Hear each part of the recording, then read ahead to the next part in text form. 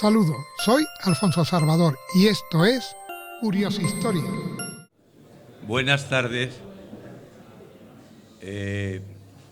Por tercera vez vamos a tener en Puerto Real al maravilloso escritor y gran intelectual, gran maestro,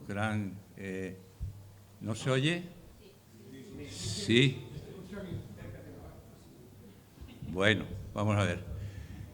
Gran docente de la universidad y, bueno, un escritor de éxito total que escribe tanto en su tierra natal, Argentina, como en España. También edita libros, de los cuales hoy vamos a trabajar sobre uno. Lo importante de los libros que ha editado en España y que tanto nos gusta es Madre Patria, lo que América le debe a España, y que no... Y lo otro nada por lo que pedir perdón. Y nada por lo que pedir perdón. Esos son los cuatro. Pero tiene una serie de libros impresionantes. Yo quiero agradecer a todos los que habéis venido, a nuestra llamada y al club, a Villanueva Golf, que siempre nos acoge con el máximo cariño y la máxima eficacia. Hoy estamos un poquito justos de espacio, pero porque hay siempre algunos que se apuntan a última hora y algunos que nos apuntan y que vienen. Pero no todos son bienvenidos y estamos todos muy contentos. Hoy también quiero agradecer a Sánchez Romate, que nos patrocina, patrocina a la persona de Marcelo Gullo, mandándonos sus productos más deseados. Y también a González Vía, porque nos ha mandado el coñac, el brandy, Napoleón. Napoleón no. Perdón. Lepanto, perdón.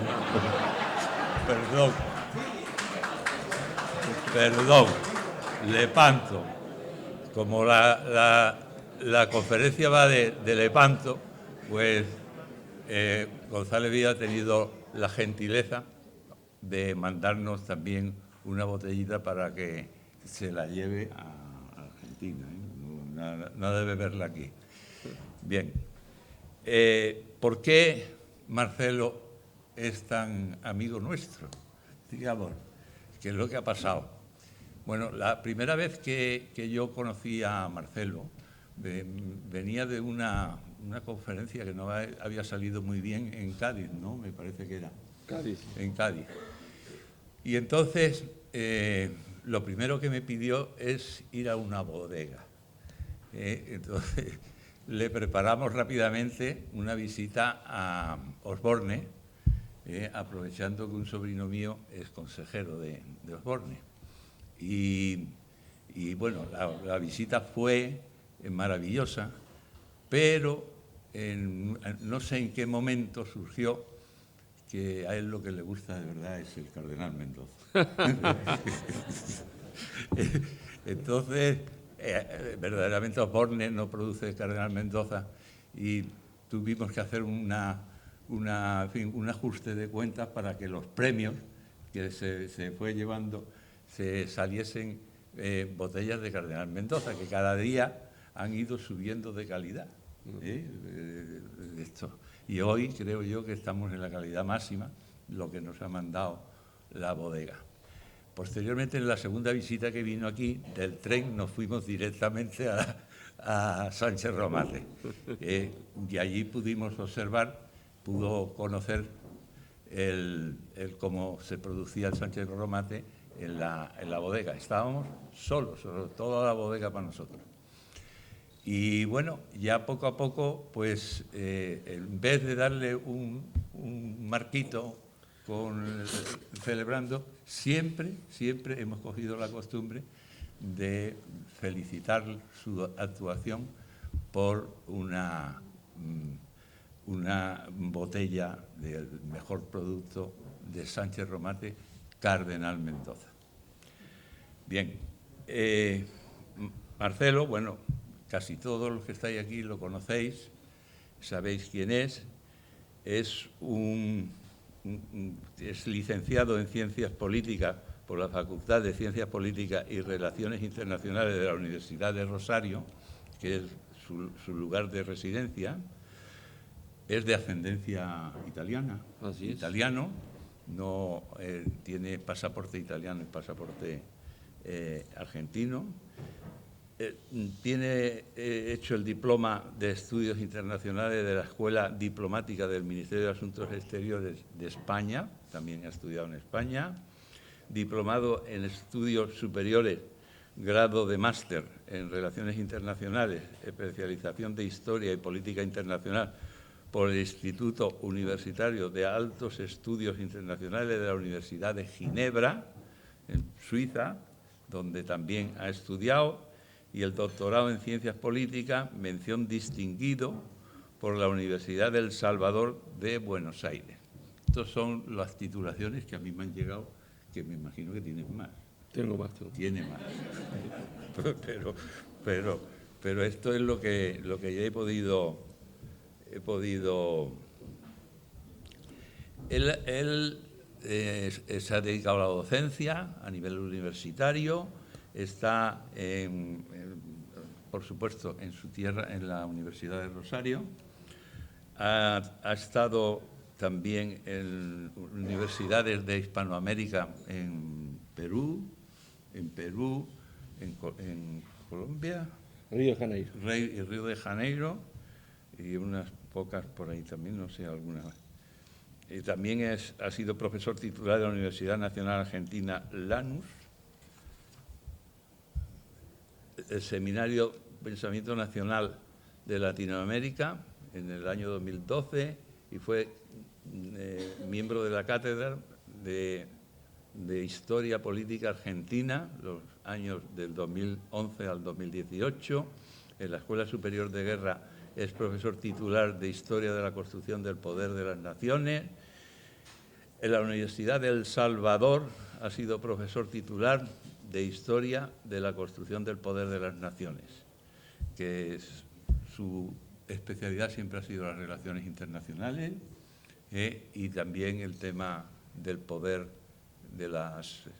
No voy a repasar todas las notas que tengo porque es que entonces no le voy a dejar tiempo para hablar. Simplemente voy a hacerle una pregunta que me parece que está relacionada con tu libro, aunque en principio no, que me manda el catalán Teo Rubio, el mejor buceador de los pecios de la escuadra de Cervera en Santiago de Cuba. Resulta que es un catalán que vive en Terrassa y que le pregunta que qué opinión... ¿Se escucha? ¿Qué? Dice que no se escucha, que hables más cerca del... Perdón. Pues, perdón, que me manda un mensajito diciendo que pregunte sobre la opinión que le merece la propuesta hecha por el que fuera presidente del Gobierno de España, José Luis Rodríguez Zapatero, de una alianza de civilizaciones. Porque el libro, indudablemente, que vamos a escuchar ahora, habla de un conflicto que todavía parece ser que no está resuelto a lo largo de la historia. Ese es, según su criterio, se le pregunta si es viable o no es viable la alianza de las civilizaciones. Se queja Teo Rubio, que vive en Terrassa, en el barrio Can Anglada, de que allí hay ya más marroquíes que españoles, con lo cual él, cuando sale a darse un paseíto por la calle, pues tiene un complejo de extranjero en su propia tierra, porque él ha vivido allí toda su vida, aunque que yo conozca siempre ha vivido allí. Pues este es una de las preguntas que seguramente a lo largo de tu intervención se va a resolver.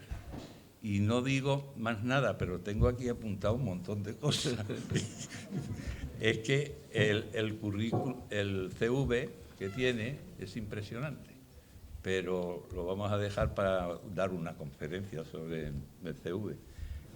Y lo que hoy vamos a hacer es escucharlo a él, que seguro que os va a gustar y os va a entretener mucho más que lo que he entretenido yo.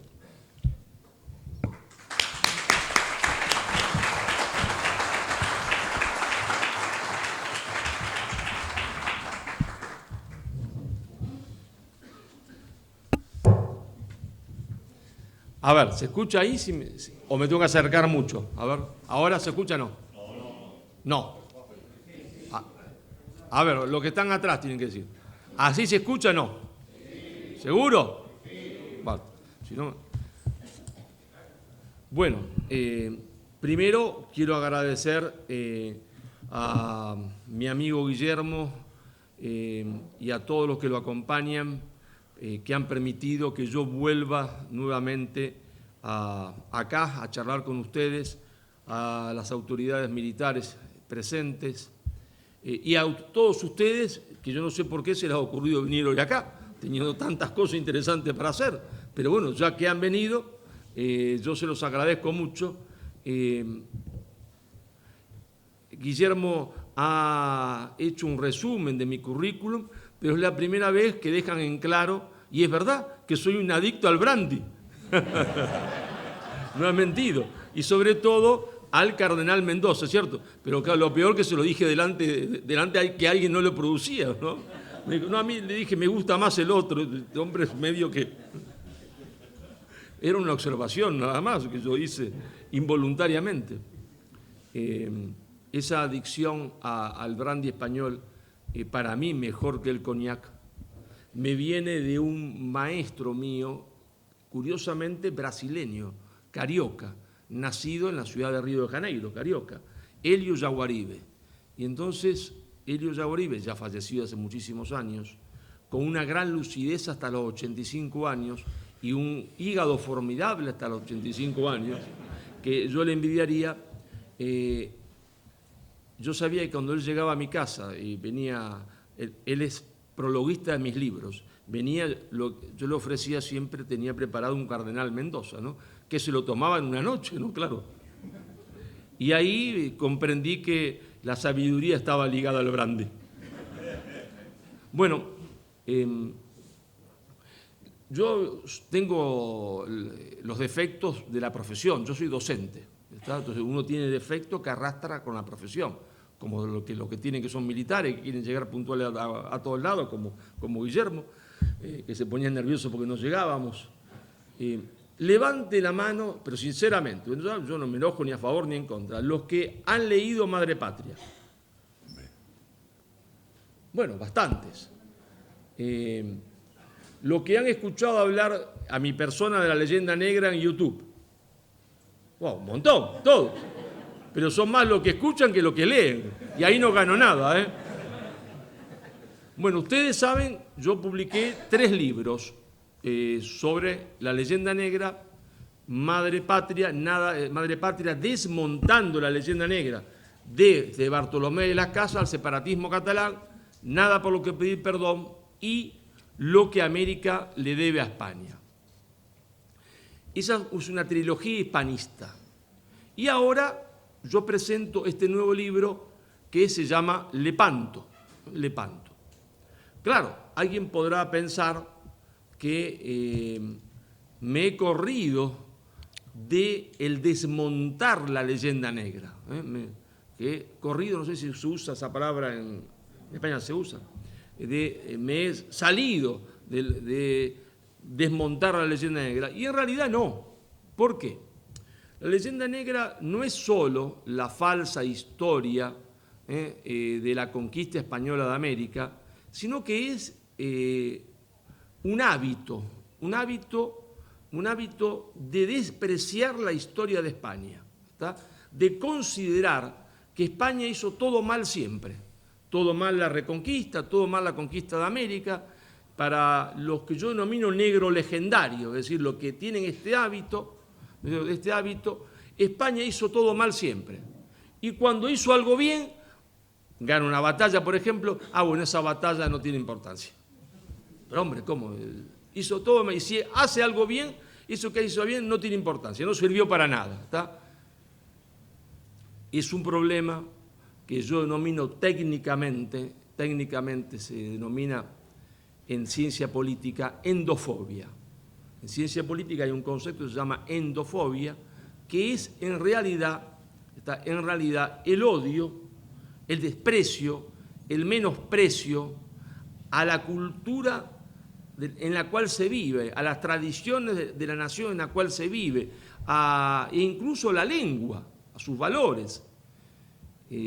Esta enfermedad endofobia, este virus endofóbico, es realmente muy peligroso, porque de extenderse en la sociedad, causa la muerte de esa sociedad, Pero esa endofobia, ese virus se originó porque hay un momento determinado de la historia que los españoles empiezan a creer que la historia que los otros cuentan de España es cierta. Claro, en la política internacional los estados no son ni buenos ni malos, tienen intereses. Y los estados no son iguales unos a otros porque uno tiene más poder que otros. Y entonces hay competición entre los estados. Y es natural que los otros estados, que están en competición con creen historias falsas sobre aquel estado en el cual están compitiendo. Era natural que Inglaterra, que no había podido nunca vencer militarmente a España, tratara de vencerla en otro campo, tratara de vencer lo que antes se llamaba, ¿no es cierto?, la propaganda de guerra. Es decir, después se dieron otros nombres, se le dio a eso el nombre de guerra cultural, batalla cultural. En realidad es la vieja propaganda de guerra. Inglaterra no inventa la leyenda negra en absoluto, en realidad la inventan mis parientes en Italia. Pero ahí no tiene esa leyenda negra consistencia, porque en realidad estaban envidiosos los italianos. Sí, Italia, claro, el tipo está en Roma, ¿no? Era la antigua Roma y resulta que lo que construían el mundo eran los españoles, que había sido una provincia de Roma. Entonces estaban celosos como aquel que, yo siempre cuento así, en Argentina hay pueblos pequeños, uno va al pueblo pequeño, se enamora de la más linda, se casa y se la lleva. Los del pueblo lo odian a uno. Claro, viene este tipo y se lleva a la más linda.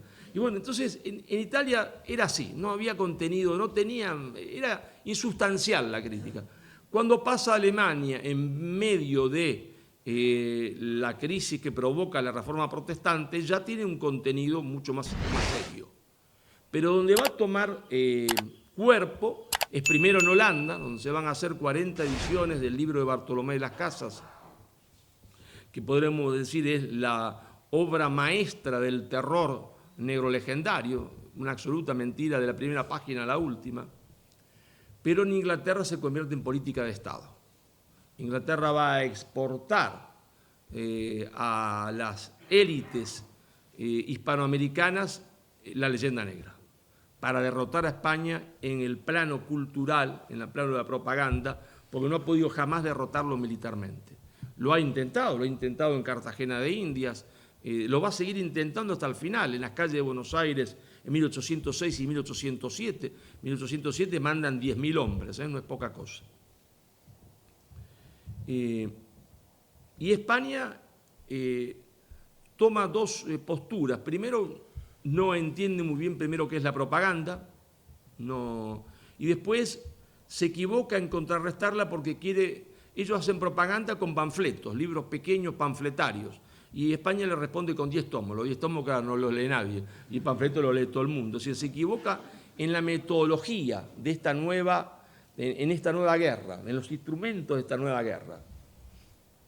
Estoy un poquito resfriado. Cada vez que vengo acá me refiero, pero no por culpa de ustedes, ni por culpa de San Fernando, ni de Puerto Santa María, ni Puerto Real, porque me descuido antes de llegar.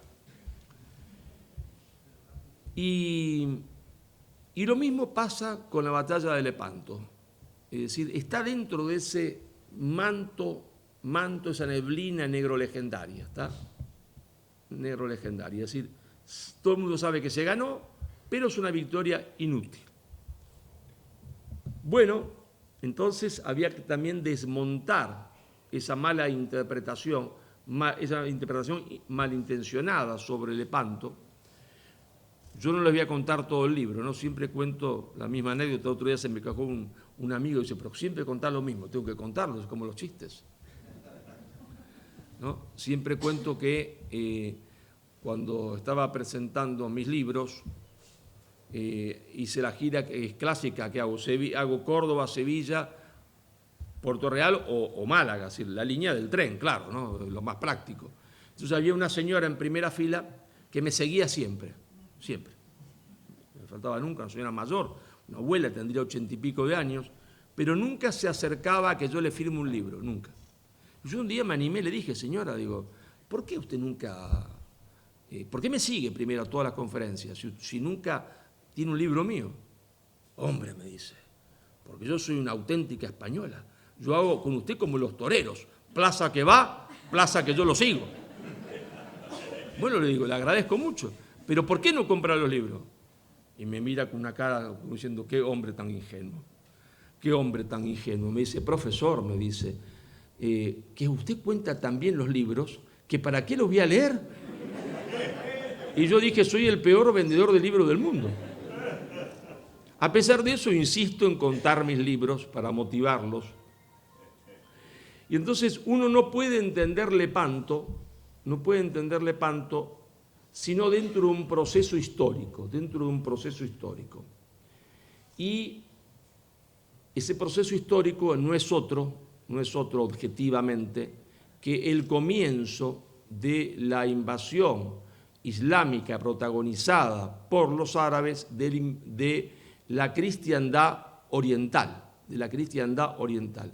Hay dos cristiandades, la cristiandad oriental, que se origina con la crisis el primer gran cisma de la cristiandad, Constantinopla, la capital del Imperio Romano de Oriente, la gran iglesia de Santa Sofía. Y ese mundo es invadido por unas personas que no tenían nada que ver con ese mundo, que no habitaban ahí, que solo habían habitado siempre la península arábiga. Los árabes nunca habían salido de la península arábiga. Tenían dos ciudades pequeñitas, dos oasis, Yatrib y la Meca, sin poco contacto con el Imperio Romano de Oriente, y de repente una expansión gigantesca que va a conquistar lo que hoy es Irak, lo que hoy es Siria, Israel, Palestina, Egipto, todo el norte de África, pero nosotros nos olvidamos que Egipto, ¿no es cierto? Egipto era un país 100% cristiano copto. O sea, copto quiere decir egipcio, no quiere decir otra cosa. Son los antiguos descendientes de lo que gobernaba el faraón. Si en Egipto se hablaba copto y griego. ¿Por qué griego? Porque había sido helenizado, la conquista de Alejandro el Magno, la fundación de Alejandría, se hablaba griego y copto, y eran 100% cristianos, 99 si ustedes quieren, 97. Lo mismo de Siria, lo mismo de Irak, ahí no se hablaba árabe, étnicamente no tenían nada que ver con los árabes, ni cultural, ni étnicamente, nada. Pero no es que fueron dos hermanitas de la caridad golpeando la puerta así, diciendo venimos a traer un libro nuevo, y entraron y convencieron a la gente, no. En el caso de Egipto fue la cimitarra del califa Omar que conquista Egipto, ¿no? Nosotros nos olvidamos que Santa Mónica, la mamá de San Agustín, y San Agustín mismo nacieron en Argelia. Nos olvidamos que en Libia se hablaba en la mitad de Libia griego y en la otra mitad se hablaba latín, ¿no es cierto? Algunas lenguas locales también, por supuesto, y que era 100% cristiana, incluidos, se entiende después, Túnez, Marruecos y Mauritania.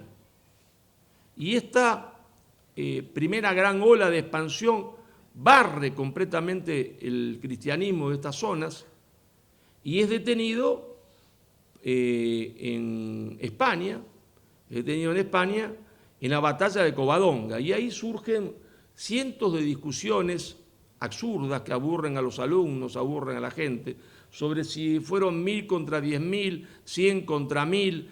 Mire, no tiene ninguna importancia. Lo que hay que entender es el significado del hecho histórico. Es decir, si fueron 100, 1000, 10.000, da igual.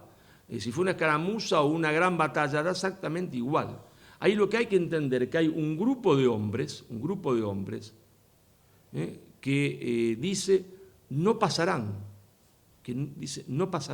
Sí, jamás nos convertiremos al Islam, jamás nos someteremos al imperialismo islámico. Lo que hay que entender es la decisión de esos hombres, la voluntad de esos hombres, de seguir siendo lo que eran y de no someterse. Pero atención, hay que tener una valentía gigantesca para esa decisión. Porque imagínense ustedes que ellos se plantan delante de un imperio que va desde Siria, se entiende, la península ibérica, que ese imperio los supera enormemente en todo. Son un puñado de hombres en medio de una montaña, zaparrastrosos.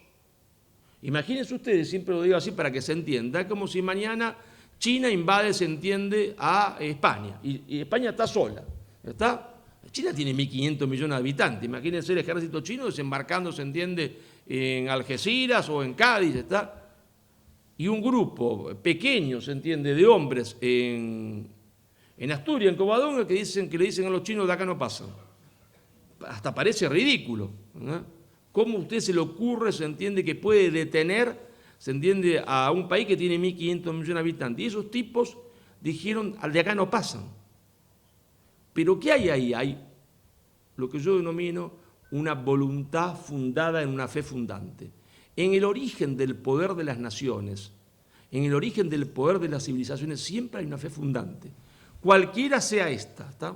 Cualquiera. Se puede demostrar desde los persas, los egipcios, los griegos, siempre hay una fe fundante que establece una escala de valores, que le da al hombre la fuerza suficiente para afrontar las vicisitudes de la vida, es decir, y sobre todo para afrontar los grandes momentos de la vida, los momentos difíciles de la vida. Y esos hombres detienen esta primera invasión en Covadonga y después los francos la van a detener en Poitiers, pero Poitiers, a caballo desde Poitiers a París, no hay más de 3-4 días, si están a las puertas de París. Claro, esta primera ola de invasión se va poniendo, digamos, usando un término que no corresponde a la época, pero para que se entienda, se va como aburguesando. A medida que la riqueza va haciendo su camino en el alma de los hombres, esa fuerza que tenían se va perdiendo, pero aparece en la historia un nuevo pueblo, un pueblo que se discute de dónde vienen, si vienen exactamente de Mongolia, si vienen de las estepas mongolas, si vienen de Azerbaiyán, es decir, es el pueblo turco, ¿no? Digamos que viene de las estepas de Mongolia. Tampoco interesa técnicamente saber exactamente, son cosas que no, para los especialistas. Y este pueblo turco se va a convertir al Islam más o menos en lo que hoy es el norte, al Islam en lo que hoy es el norte de Irán, la antigua Persia. Y claro, de ahí sí, la fuerza del Islam vuelve a ser la de antes, vuelve a tener el vigor que tenía antes, y los turcos se proponen como un objetivo terminar un trabajo que los árabes no habían podido hacer, que es la conquista del Imperio Romano de Oriente, es decir, conquistar Constantinopla, la gran capital fundada por Constantino, y convertir la Basílica de Santa Sofía, que era emblemática, en la mezquita más grande del Islam. Y efectivamente eso lo van a lograr en 1453, en mayo de 1453. A partir de que logran ese gran objetivo, ellos se van a plantear un segundo objetivo. Y ese segundo objetivo no podía ser otro que convertir a la Basílica de San Pedro en la mezquita más grande del Islam. Es decir, la conquista de Europa. Claro, los árabes habían intentado esa conquista por el bajo vientre, ¿no es cierto? O sea, yendo por el África. Ustedes no se vayan a pensar que la conquista del África se hace a caballo, desde Alejandría a Marruecos, La conquista a caballo no se podría haber hecho jamás. Ellos logran esa conquista porque logran hacerse de la flota del Imperio Romano de Oriente que está estacionada en Alejandría, ¿no? Si no, no hubiesen podido hacer nunca. Pero bueno, la estrategia árabe era la que venimos describiendo, si el Bajo Vientre, cruzar Gibraltar, ¿no es cierto?, apoderarse de la península ibérica e intentar, como una maniobra envolvente, París y de Francia bajar, se entiende, a Italia, de Francia bajar a Italia. Bueno, los turcos van a intentar otra maniobra, que es otro brazo, ir hacia la Europa Central. Ir hacia Europa Central, su objetivo es la conquista de Viena para expandirse, se entiende, como un reguero de pólvora en la Europa Central, en el sur de Alemania, Polonia, Suiza. Sin embargo, sin abandonar del todo la estrategia árabe, porque esta, si bien va a ser secundaria, va a cumplir un papel fundamental, que es el papel de desgaste. En la guerra se llama una guerra de desgaste, es decir, ellos le van a encomendar a los beberiscos una guerra de desgaste, ¿no? Pero una guerra de desgaste tremendamente provechosa. Y ahora vamos a explicar por qué. ¿Por qué? ¿Por qué? Voy a hacer un pequeño paréntesis, ¿no? Hoy, en la mayoría de las universidades del mundo, lo que prima es el wokismo, ¿no? La ideología de género y el wokismo. Y el wokismo dice que todos los males del mundo la tiene, y son las palabras que usan ellos, sobre todo las mujeres usan estas palabras, la tiene el macho blanco europeo. Es una palabra que usan ellas, ¿no? Yo podría haber dicho hombre, ella dice macho. La culpa la tiene el macho blanco europeo. Y sobre todo ese macho blanco europeo tiene la culpa del mayor pecado de la humanidad, que es la esclavitud. Mire, pare usted un poco el auto, el carro, el coche, no sé cómo. Pare usted un poquito. Primero, que la esclavitud fue un pecado de la humanidad en su conjunto. Segundo, vamos a ir aclarando las cosas. Del año 1500 al 1700 hay aproximadamente 400.000, 500.000 africanos que son llevados como esclavos a América. Y en el mismo periodo histórico, del 1500 al 1700, hay 2 millones de cristianos capturados por los turcos que van a ser esclavos y que van a ser llevados a Constantinopla, que fue el mayor mercado de esclavos del mundo. Las cifras hablan por sí solas, pero sobre todo hay que tener en cuenta que había víctimas principales de este saqueo de personas. Una víctima principal fue España, por supuesto también los rusos y los ucranianos. Y las víctimas principales eran las mujeres y los niños, las mujeres y los niños, porque se llevaban a nuestras mujeres como esclavas sexuales a Constantinopla. Se las llevaban como esclavas sexuales. Y a los niños, cuanto más chicos mejor. A los fuertes se los reeducaba y se los convertía en genízaros, es decir, en parte fundamental del ejército otomano, en la infantería más temible del ejército otomano, y a los que eran débiles se los castraba, se los convertía en eunucos, se los disfrazaba de mujeres y se los usaba como objetos sexuales. Esa es la verdad. 2 millones. Entonces hay que ir aclarando las cosas, porque tal el grado de confusión, tal el grado de cobardía, porque nadie quiere decir la verdad, porque la verdad lo pone a uno en una situación incómoda, porque como ellos tienen la hegemonía del mundo cultural, lo cancelan a uno. Entonces la gente se acobarda. Pero hay un mosquito que me quiere perturbar, lo mandaron los turcos. Sí, un mosquito. Pero yo siempre creí, puedo estar equivocado, admito que puedo estar equivocado. Yo siempre creí 2 cosas, y admito que puedo estar equivocado. Creí que solo la verdad lo hace a uno libre, es un mandato evangélico. Y después, aunque no sea cierta la frase, me parece que se le atribuye a los tercios, si no es cierta, es bueno que fuese cierta, que es que solo es libre el hombre que no tiene miedo. Si no, uno no es libre, es prisionero del miedo. Y entonces, en la primera parte del libro, yo voy a describir la primera invasión del Islam conducida por los árabes a la cristiandad oriental. En la segunda parte del libro voy a describir la segunda ola de invasión, la protagonizada por los turcos, de la cristiandad oriental y occidental, porque ellos son los que toman Constantinopla. Y ahí vamos a llegar a la batalla de Lepanto. No se la voy a contar toda, pero hay algunas cosas que hay que aclarar. Primero, que hay un gran papa, San Pío V. San Pío V es un papa extraordinario, de una formación intelectual fantástica, de una espiritualidad extraordinaria y de una comprensión política extraordinaria. Y entiende que lo que está en juego es que él no va a estar más en Roma. Lo entiende perfectamente. Entonces quiere construir una coalición que enfrente a los turcos. Pero la cristiandad ya está partida.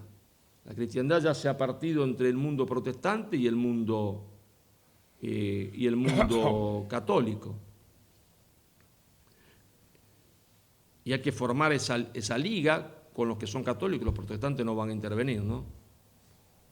¿Y quién puede estar? Puede estar España, puede estar, ¿no es cierto?, Francia, puede estar los pequeños y desunidos pequeños estados de Italia, Venecia, Génova. Y va a estar Venecia, va a estar Génova, va a estar lo que aporte el Papa, y Francia no va a estar. ¿Y por qué Francia no está? Y me gusta decirlo esto porque la Iglesia ha sido muy poco generosa con España. Francia fue para la Iglesia su hija primogénita, ¿verdad? Porque la había salvado de los lombardos, y también la hija predilecta de la Iglesia fue siempre Francia, es la verdad. Y España para la Iglesia fue siempre como la Cenicienta, ¿verdad? Es así. Es lamentable, pero es así. De los ojos de la Iglesia siempre fue Francia, siempre, ¿verdad? Y España, a la cual la Iglesia le debe no ser una secta cristiana dentro de Europa, sino porque sin España no hay la evangelización de un continente, hasta el día de hoy siempre España está ahí. Sus ojos están en otro lado. ¿Qué va a hacer? E incluso San Pío V, que es un papa extraordinario, lo primero que piensa es que la coalición la encabece Francia y busca un francés para que sea el jefe de la coalición. Y los franceses, como hacen siempre, le dicen: su santidad, usted es extraordinario, estamos con usted, pero estoy resfriado y no puedo ser yo. ¿Está? Es un clásico de los franceses, ¿está? Un clásico. Pero si el que cree en los milagros puede decir que es un milagro, el que no, otra cosa, qué sé yo.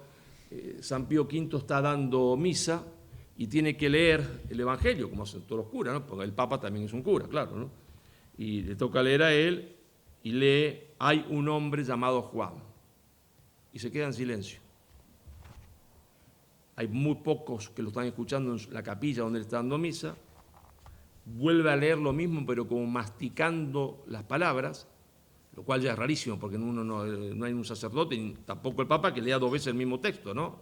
No. La gente se queda perpleja, dice: algo le pasa al Papa, ¿cómo va a leer 2 veces el mismo texto? Y lo vuelve a leer por una tercera vez, y levanta sus ojos a la imagen de una virgen y dice: ya entendí, como si la Virgen le estuviese hablando a él. Dice: ya entendí. Sale de ahí y pone como jefe de esa flota, que se va a llamar la flota de la Liga Santa, a un hombre que tiene 24 años, que es don Juan de Austria, a un hombre que tiene 24 años. ¿Está? Por supuesto, los que están ahí, cuando el Papa anuncia esto, le dicen: miren, su santidad, no se puede eso, porque Beniero, que va a ser el jefe de la flota bizantina, tiene 70, el otro tiene 50 y pico, mucha más experiencia.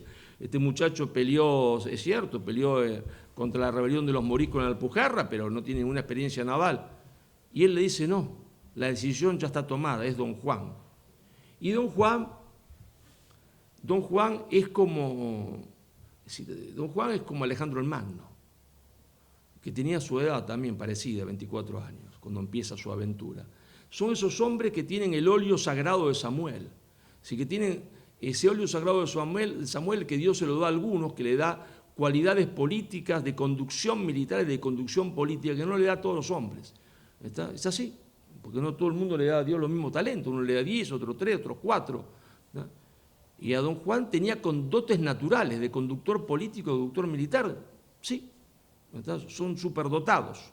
Como Miguel Ángel no le hizo falta, Miguel Ángel podría haber nunca estudiado pintura, uno le hubiese puesto un lienzo y el tipo pintaba. Y sí, porque es Miguel Ángel, ¿qué quiere que le haga? Yo puedo estudiar 10 años y nunca voy a hacer una obra como Miguel Ángel, y no me va a salir, porque Miguel Ángel está dotado por Dios para eso.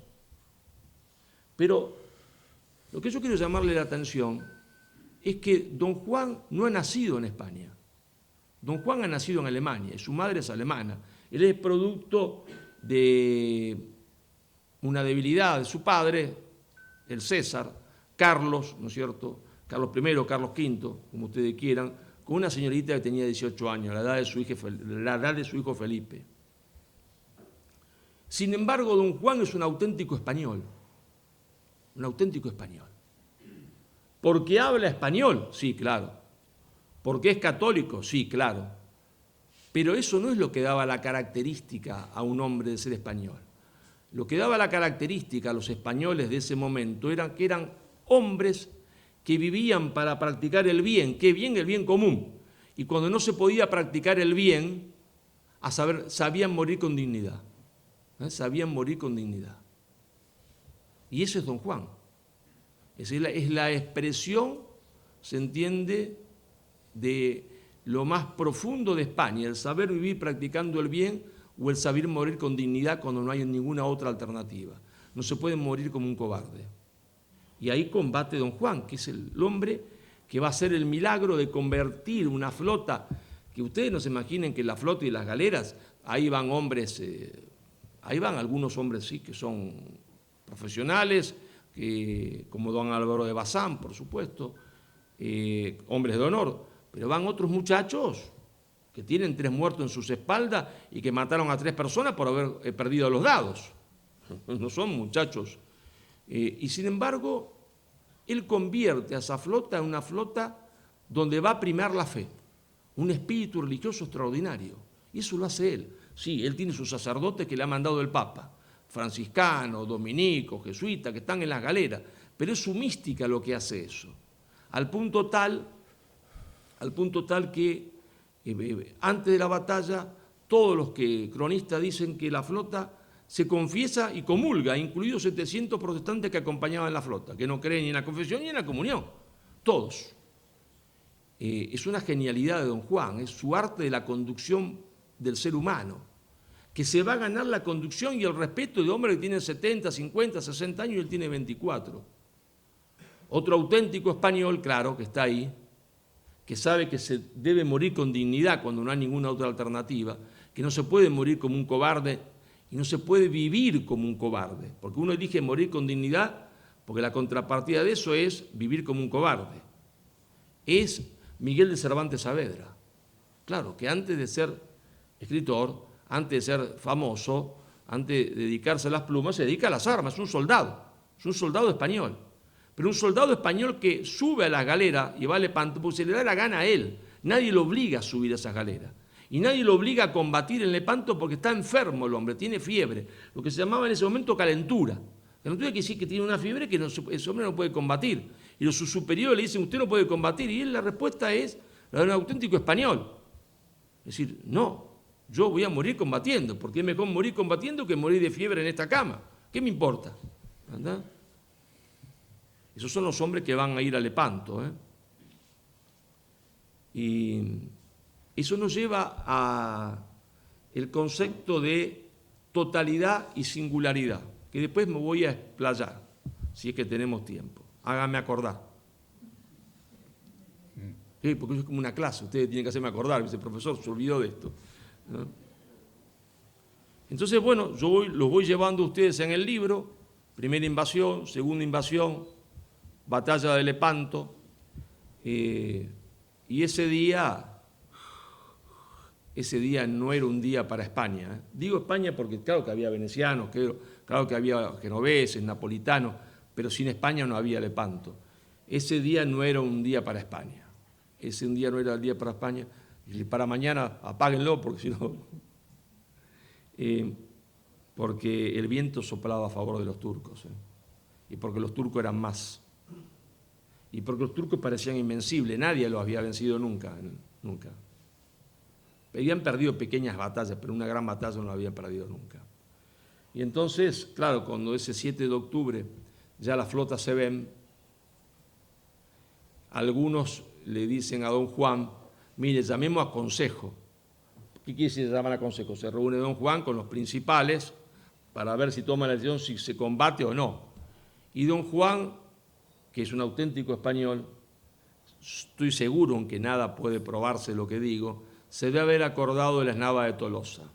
Se debe haber acordado de cuando un monseñor se acercó al rey y le dijo, mire, huir no es cobardía, porque la prudencia aconseja que nos vayamos. Usted sabe, a Santo Tomás de Aquino, la prudencia lo toma también de Aristóteles, hay que ser prudente.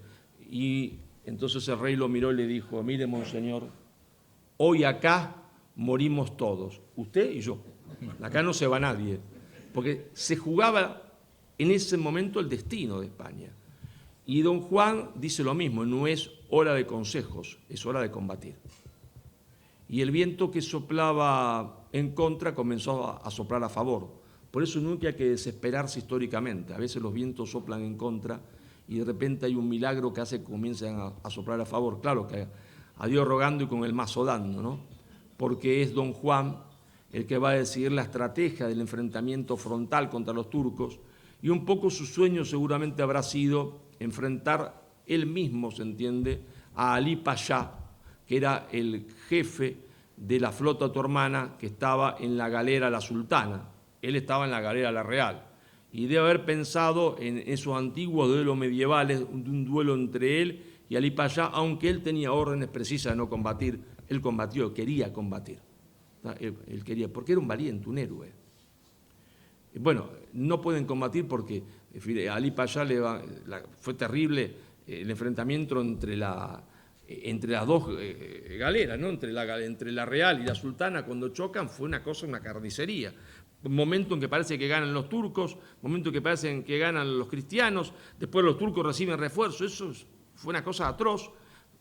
Para suerte de don Juan y de la flota, un tiro de arcabuz le golpea en la cabeza del casco a Ali Pasha, no lo mata, pero cae en el suelo y no se sabe quién le cortó la cabeza, pero le cortan la cabeza, a ciencia cierta no se sabe quién, y bueno, ahí resonó, por supuesto, el grito de victoria, ¿no? En toda la flota, y de a poco ese resonar de victoria se va haciendo cada vez más profundo y los otros abandonan la batalla, a pesar de que en uno de los frentes, en uno de los flancos, no frente, en uno de los flancos, eran ganadores los turcos. Digo frente porque ustedes no se imaginen que las galeras no es como en las películas de pirata que se tiran cañones. La artillería era para usar a 2 minutos al principio. No es que se enfrentan y se tiran tiro uno de acá, se chocan cada galera con galera y es un combate de infantería en el mar. Peligrosísimo, porque lo que más temen es caerse en el agua. Si se caen en el agua se ahogan por el peso. Temen más eso que morir de un espadazo o con una cimitarra. Y el viento sopló a favor y se ganó esa batalla. Ahora, claro, yo pregunté a ustedes, ¿han leído Madre Patria? ¿Por qué le pregunté esto a ustedes? Porque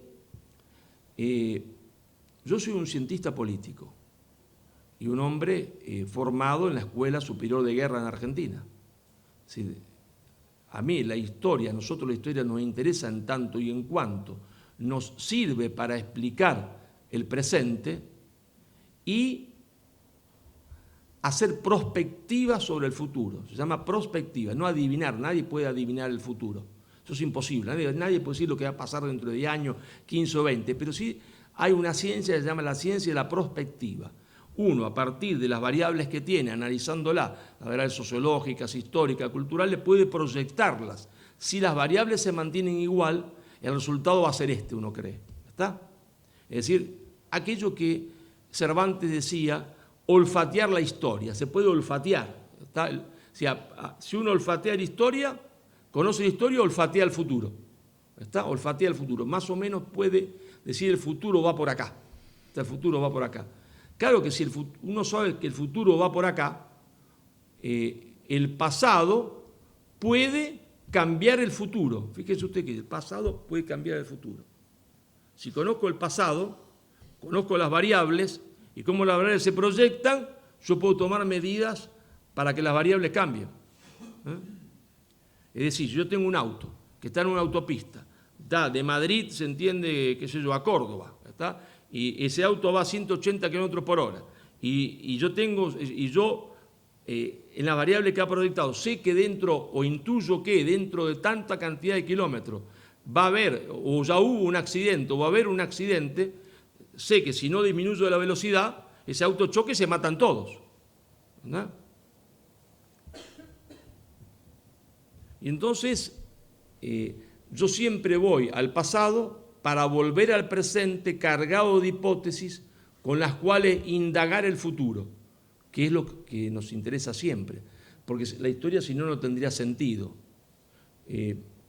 Miren, si ustedes, supongamos que Guillermo está enfermo del corazón, está enfermo del corazón.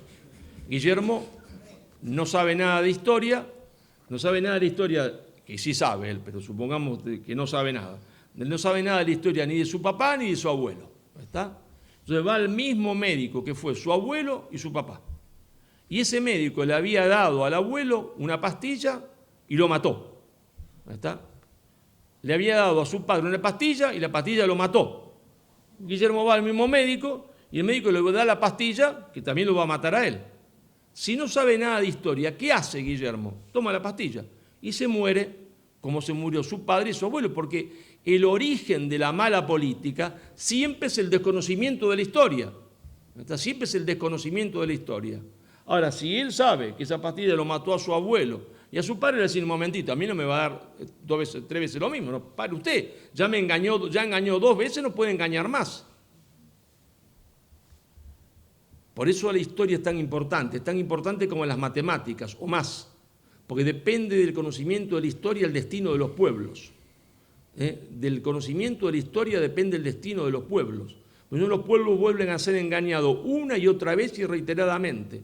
Y entonces en la última parte hay un capítulo muy polémico que se llama Lepanto a la batalla inacabada, que decir la batalla inconclusa. ¿Qué he hecho yo en ese capítulo? Bueno, como quien tiene, usando la metáfora del médico, como quien intuye que tiene un problema importante, ¿qué hace? ¿Se queda con la opinión de un médico o va a varios doctores, a varios médicos? No, trata de ir a varios, a los mejores que pueda y los consulta, a ver si tiene que operarse o no y de qué. Y quiere tener distintos diagnósticos o opiniones. ¿O no han hecho todo el mundo lo mismo ustedes? Sí, claro.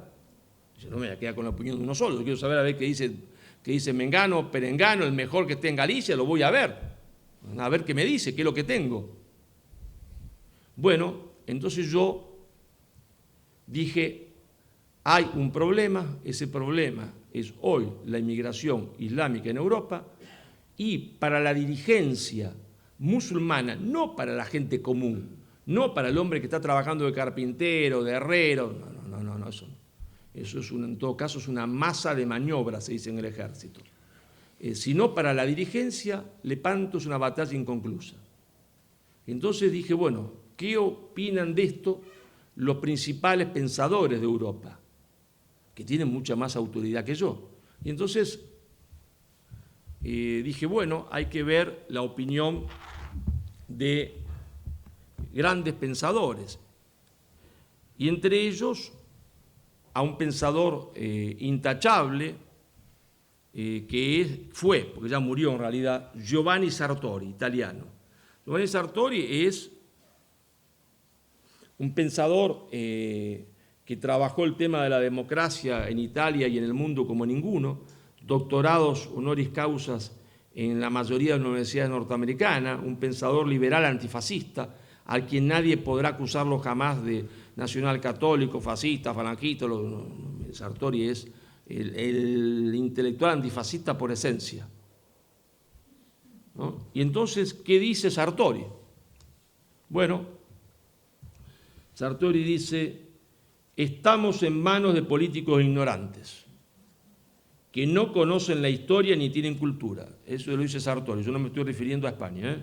Cualquier coincidencia es pura casualidad. Solo se preocupan por conservar su sillón. Pasan el día escuchando la opinión del contrario y pensando en qué respuesta darle. Así no se construye nada. No hay líderes ni hombres de Estado, y así nos va. La Unión Europea es un edificio mal construido y se está derrumbando. La situación se hace más desastrosa porque algunos han creído que se podían integrar los inmigrantes musulmanes, y eso no es posible. Eso lo dice Sartori, no lo digo yo. Hay que ver si Sartori está acertado o no, es otro problema. Entonces yo dije, bueno, hay que también ver qué opinan otros. Y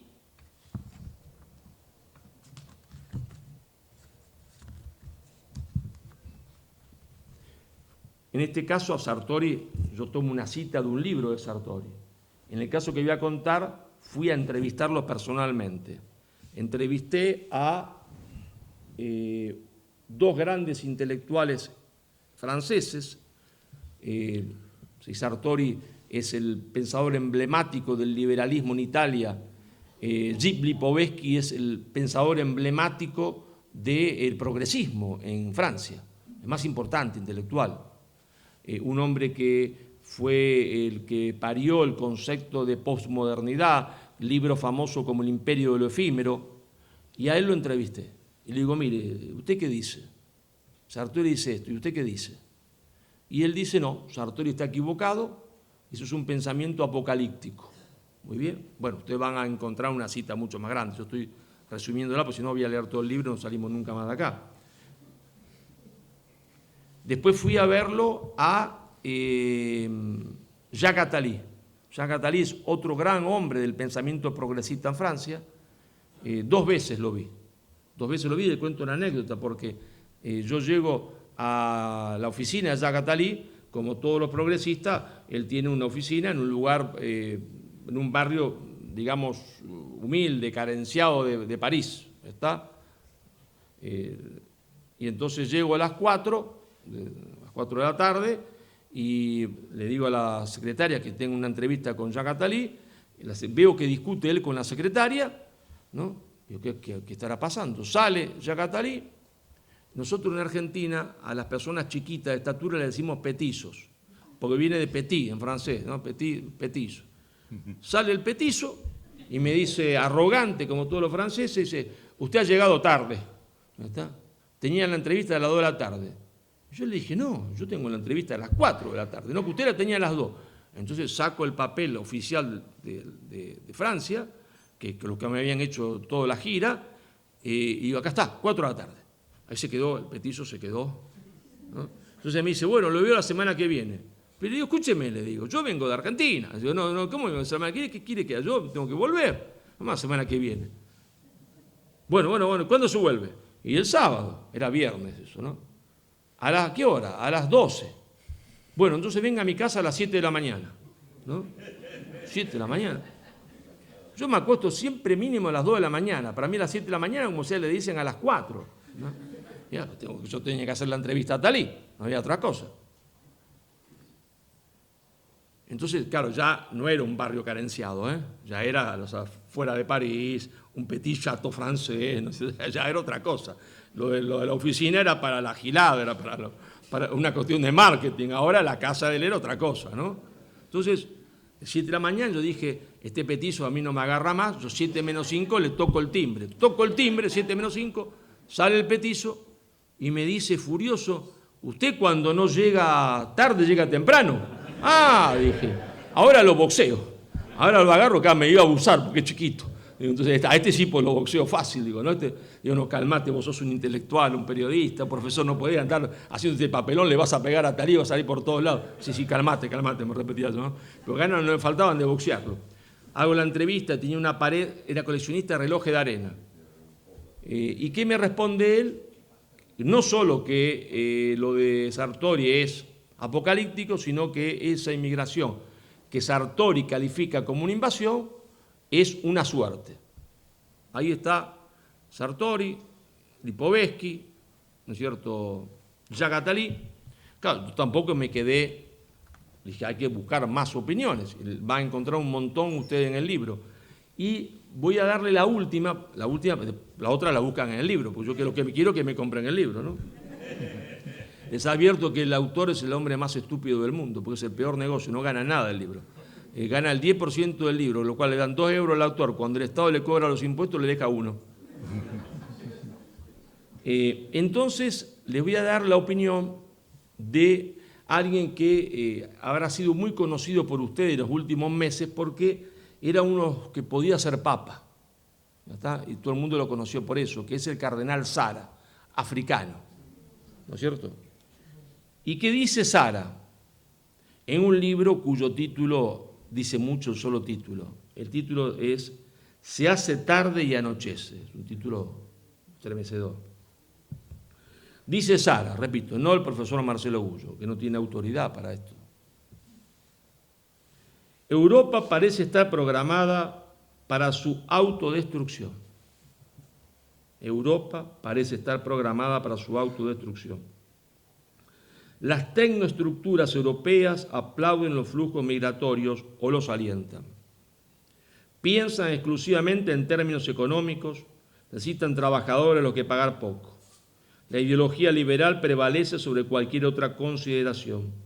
Hace poco, el general Gomar, que dirigió el Servicio de Información Militar francés antes de dejar el ejército, explicaba, entre comillas de Gomar, esta invasión de Europa por parte de los migrantes está programada, dirigida y admitida. Eso es el Servicio de Inteligencia francés.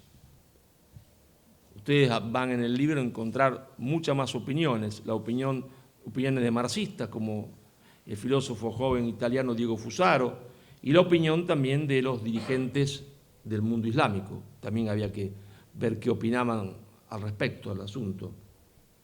Yo no se lo voy a contar. Por supuesto que yo no soy un hombre de no opinar y no tengo miedo de opinar. La opinión mía la van a encontrar en la conclusión del libro, ¿no? Yo no les voy a decir cuál para que lo lean, pero sí voy a leerle la frase que encabeza el capítulo. Yo siempre el capítulo tiene un título, ¿no es cierto? Y después siempre pongo una frase que me parece a mí importante porque en realidad resume todo, ¿está? Pero tiene que ser una frase de alguien importante, claro, no una frase mía. Marcelo, ¿quién es? Nadie. Entonces, no, una frase. Yo les voy a leer esta frase, no les voy a decir de quién es, y después les digo o les pregunto a ustedes. Dice la frase lo siguiente, ¿no? Veo a la Iglesia afligida por una plaga mortal, más profunda y dolorosa que la de este milenio. Se llama islamismo. He visto a las hordas venir de occidente a oriente. Invadirán Europa, que será un sótano lleno de antiguallas, penumbra y telarañas. Recuerdo de familia. Vosotros, la Iglesia del tercer milenio, deberéis contener la invasión. Pero no con las armas. Las armas no bastarán, sino con vuestra fe vivida íntegramente. El hombre que dijo esto es nada más ni nada menos acertado o desacertado, cada uno opinará lo que quiera, quizás este hombre se haya equivocado, puede ser. Este hombre es San Juan Pablo II. Ahora, yo quiero decirles que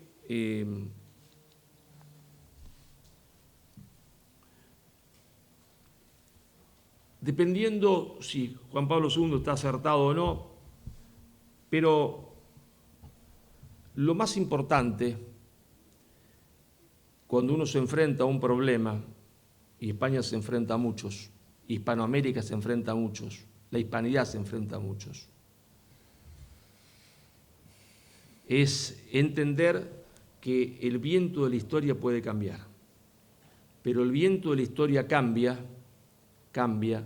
cuando los hombres también quieren que cambie. ¿Está? Por la frase de que a Dios rogando y con el mazo dando, ¿no? Yo siempre cuento un chiste que es que hay un hombre que va todos los domingos a misa, se van todos y se queda rezando delante de Cristo, ahí clavado en la cruz. Y entonces el hombre le dice, Diosito, Diosito, haceme ganar la lotería. Así 1 año, 2 años, ¿no? Todos los domingos. Un hombre de fe, evidentemente, todos los domingos. Ahí, un día ya Cristo está cansado. No hay nadie en la iglesia, se baja del madero, ¿no? Saca ahí, se saca los clavos, se baja. El tipo está asombrado, se sienta al lado de él, lo abraza y le dice, yo te hago ganar la lotería, pero vos, hablaba en argentino, fíjense, pero vos por lo menos comprá el billete, comprá el lunes el billete. Bueno, muchas gracias.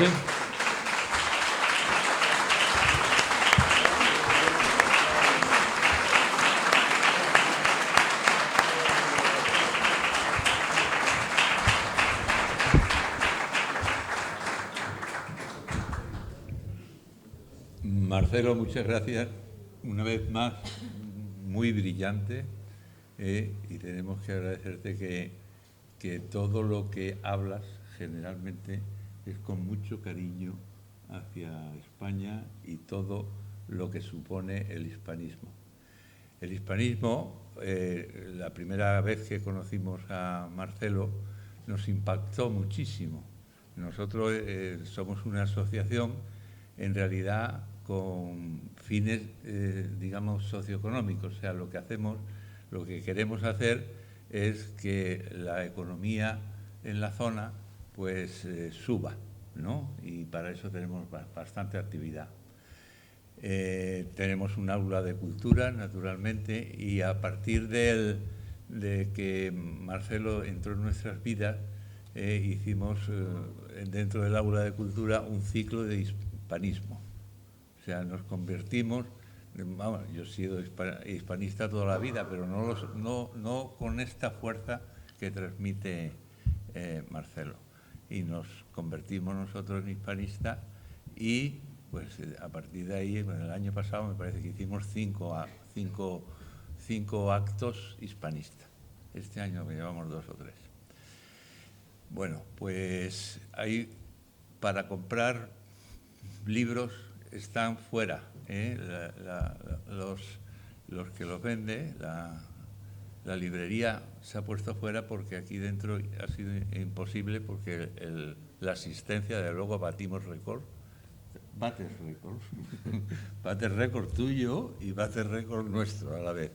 O sea, no hemos tenido nunca una audiencia tan numerosa, ni tan poblada, ni tan atenta a lo que dices. ¿Quieres que haya alguna pregunta? Quiero decir una cosita también antes de las si quieren hacer algunas preguntas, no sé si tenemos tiempo o no.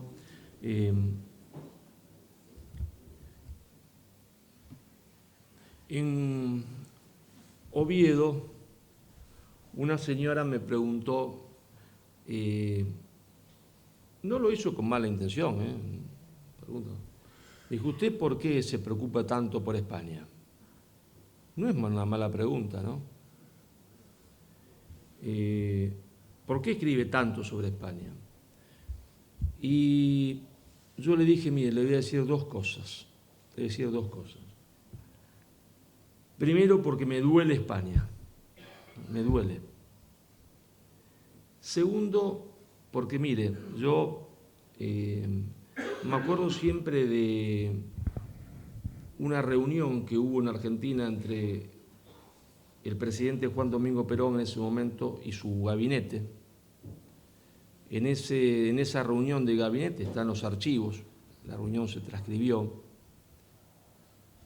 España estaba en una situación muy desesperada porque los soviéticos y los norteamericanos habían decidido un bloqueo económico y España venía de malas cosechas, no producía la cantidad de alimentos suficientes y habían decidido que los españoles se iban a morir de hambre, eso es así. Y entonces se reúne en la reunión de gabinete, se ve bajo la orden presidencial las formas de enviar comida a España, de firmar convenios, y el ministro de Economía, como un buen ministro de Economía, le dice, mire, esos convenios están muy bonitos, todo, pero esta gente no va a poder pagar nunca porque están arruinados.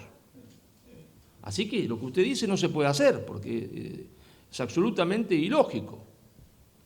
Y entonces el presidente de la República, que en ese momento era Juan Domingo Perón, lo mira fijo a los ojos, como diciéndole, después de esto no hable más. ¿Está?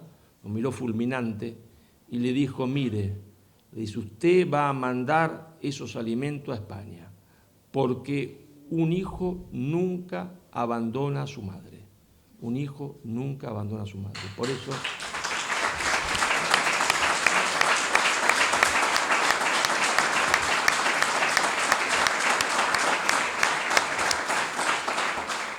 Por eso yo escribo lo que escribo y le agradezco a ustedes muy profundamente. Me siento yo emocionado porque han colmado todas las instalaciones, hay gente de pie, así que yo se los agradezco mucho. Muchas gracias.